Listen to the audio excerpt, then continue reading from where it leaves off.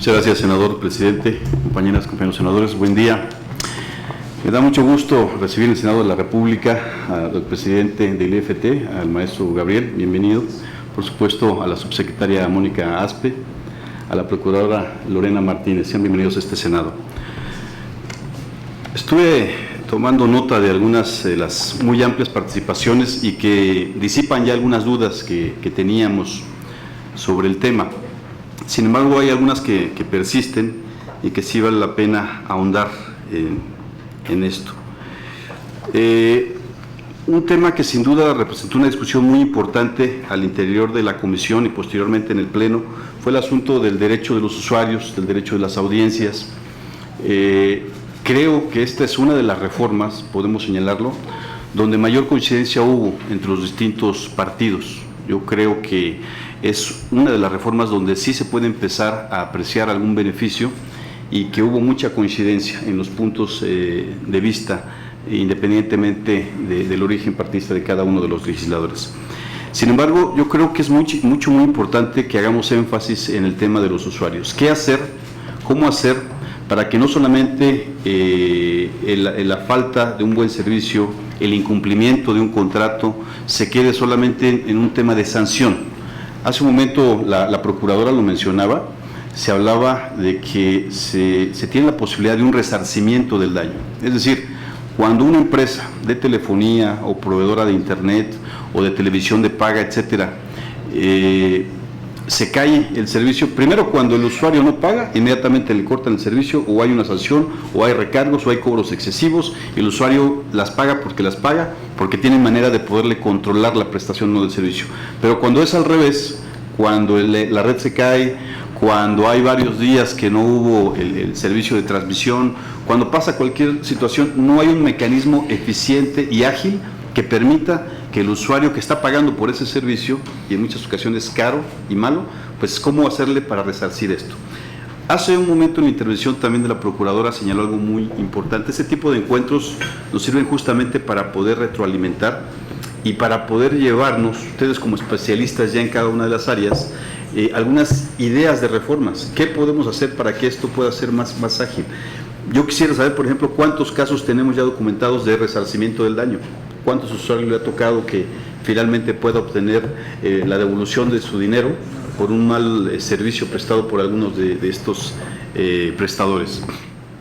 Ese es un tema que me gustaría conocer, si es que ya tenemos casos documentados, y si no, ¿cuál sería la idea para poder generar mayor agilidad y que el usuario que está padeciendo de un mal servicio pueda ser resarcido ese daño en su patrimonio, su pecunio?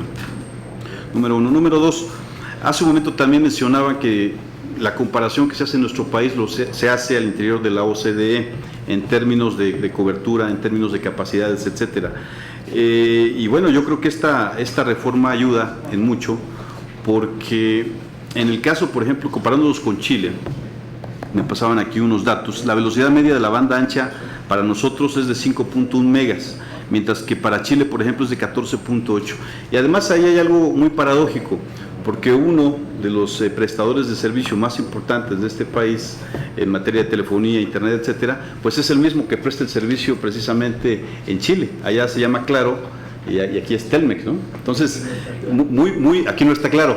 Eso es paradójico, porque ¿qué es lo que ha pasado? Pues precisamente por una falta de sanción y por una falta de obligarles a que puedan prestar los servicios a donde más hace falta, es que no tenemos en este momento la cobertura que quisiéramos. Ya daba unos datos de la subsecretaria en el sentido de algún porcentaje que debe de ser obligatorio para ir a las zonas más alejadas del país, y así como les puede interesar las capitales, ciudades como el DF o Guadalajara o Monterrey, pues que también se interesen en ir a Oaxaca, en ir a Chiapas, en ir a Guerrero, en ir a algunas partes incluso de Morelos.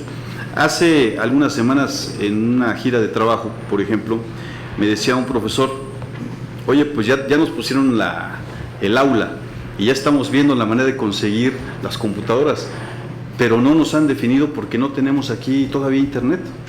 ¿Cómo le vamos a hacer en una zona alejada ahí en el estado de Morelos? Entonces, ¿qué hacer para que esta situación de que no solamente las grandes ciudades sean los lugares atractivos para quienes van a ofertar este tipo de servicios, sino obligarlos de una manera más coercitiva para que vayan generando cobertura también en lugares más apartados del país. Algo que mencionaba el presidente del IFT me preocupó porque dice, bueno, el 90% de los espacios para poder tener cobertura los va a ir determinando la Sedesol, pero si la Sedesol lo va a determinar, así como implementó el programa de Cruzada contra el Hambre, donde en el caso de Morelos metió a Cuernavaca, que es la capital, y no a Los Altos o no a Temuago, municipios más alejados, pues con ese tipo de criterios simplemente no se va a solucionar el problema. Y una situación a propósito de la escuela que mencionaba es, si tienen ustedes el dato, porque la Secretaría de Educación Pública pues no sabe ni cuántos maestros hay en el país, ni cuántas instituciones, lo cual es muy lamentable, pero ustedes tienen dato, tal vez no en términos numéricos, sino en términos de porcentaje, de qué cobertura tenemos ya en el país de los centros educativos en materia de internet, y si todos tienen telefonía, en fin, si tienen ustedes ese dato sería importante, porque sin duda el internet como una herramienta para poder tener acceso al conocimiento, sin duda es muy importante para las instituciones educativas. Yo hasta ahí lo dejaría, pero sin duda creo que tenemos que hacer un mayor esfuerzo para que las reformas que sí son buenas, que sí están significando un avance, podamos hacer que se plasme en realidades de la manera más expedita, de la manera más pronta, y que si es necesario o hay alguna idea de qué se puede hacer en el legislativo para mejorar, que con mucho gusto tenemos la apertura para hacerlo. Por sus respuestas, muchas gracias.